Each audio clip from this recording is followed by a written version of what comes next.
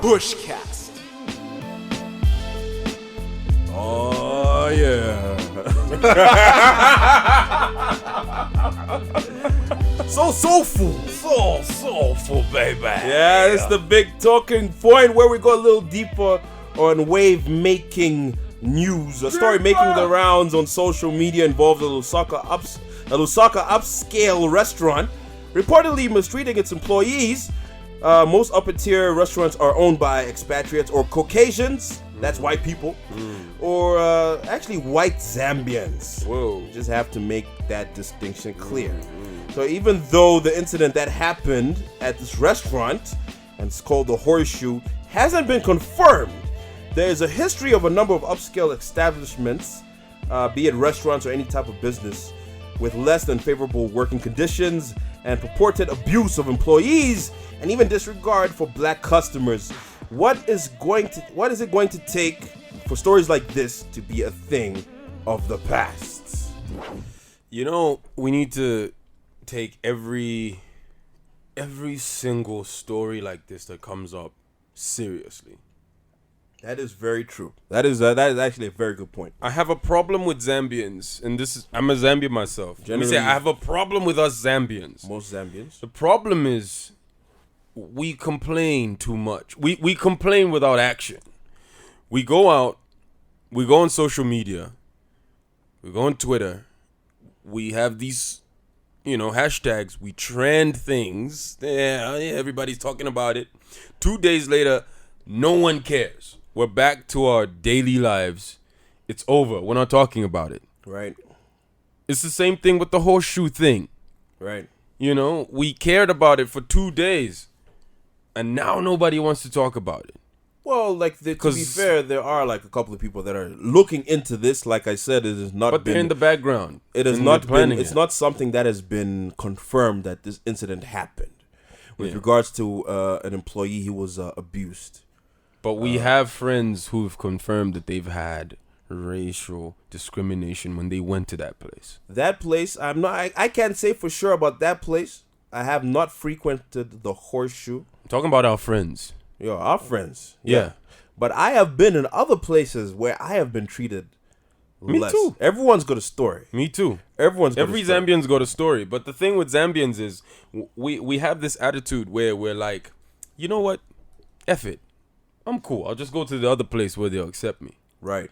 That's the problem what we have. And it's like most Zambians have this thing where most of us Zambians, we have this thing where we're like, if I was to take this to court, the process is so long and tedious. I don't have the time to do all of this. So I'll just leave it alone. And that's why such issues have been going on and on and on. Now, for some things like this to become a thing of the past, we have to take every single issue that has to do with racism seriously. We need to go out on the streets for Black Lives Matter to become a thing that's not only in America, but even like an international phenomenon. People took it seriously. Right. They skipped school to go out and protest. People protesting Black Lives Matter in the UK. Yeah, in the UK. Right. I see what you're saying. You know what I mean? Yeah. But in Zambia, it's like, oh, this is what's going on. You just want to talk about it on Facebook because you think Facebook is a reality. Yeah, actually pushthatlife.com actually came up with an article. Check out it, pushthatlife.com. Look for social media activism in the search button. Yeah. Social media activism. It's like I said, we're living in a society where everything is very reactionary. Mm-hmm. When something happens, there's a big hoo-ha. Mm-hmm.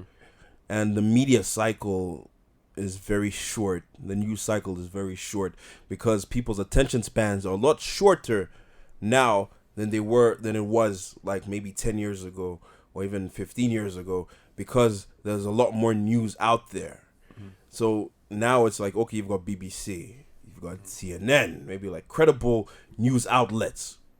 So when unless if you don't see it on BBC or you don't see it on CNN or any other credible news outlet, I say credible, quote unquote, it's credible. It's a subjective, You know, like whatever news outlet you consider credible. If you don't see it out there, like on your news outlet, then it doesn't mean anything to you. But that doesn't take away from the fact that these things are happening. I mean, everyone's got a story. And I've got to say, like, I've got, like, numerous stories from places, like, that I never thought would treat a customer in a certain way. I'm not, like, I've got stories. So my point is, like, the reason why things like this are happening, that first of all, the Zambians, generally speaking, most Zambians, when it comes to foreigners, or maybe it's even it's a white Zambian or just a white person in general, they have a very self-deprecating attitude towards people of that hue. That's people true. of a lighter hue. That's true. They don't even have to be Caucasian, even if they're lighter skinned. That's true. Generally treated better. And those people of that lighter persuasion, whether you're colored or whether you are Caucasian, also treat like darker skinned people where we are in Zambia with a lot less respect than they would anyone of the same persuasion. Now, the reason I'm saying that is that you've got Zambians, if a white person talks to you a certain way, and you'll take it because he's a white person and because you're like, oh man, buana. You know what, buana yanga. Yeah? That's my buana. Yeah. But you would not take that stuff from a black dude telling you, be like, hey, dude, like, we're about to fight. You talk to me that way. That's true. That's true. And I'm not talking about all Zambians. This is a generalization, which means most Zambians. The majority of Zambians have that sort of attitude. They've got this, like, maybe self-racism thing going on. Yeah. I don't know whether... I don't know. You can blame it on colonialism. When those guys came over here and taught us about religion. That was 52 years ago, bro. Why do we still have that? That was 52 years ago, but look at slavery in America. When did that happen? Like 200 years ago, and look what's happening now. The rules are still in place. But the mentality is different among the people that are oppressed. They go out there and protest. Yeah, but my point is, take it in.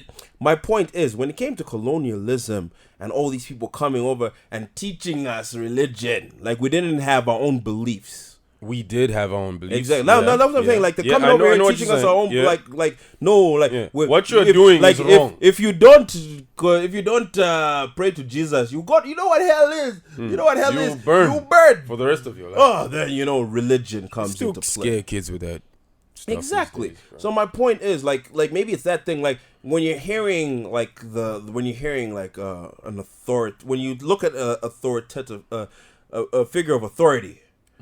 Maybe Zambians see it just by culture as it being a white person, which is why maybe white people get passes with these kind of stories, not saying that it's happened at the Horseshoe. PushCast.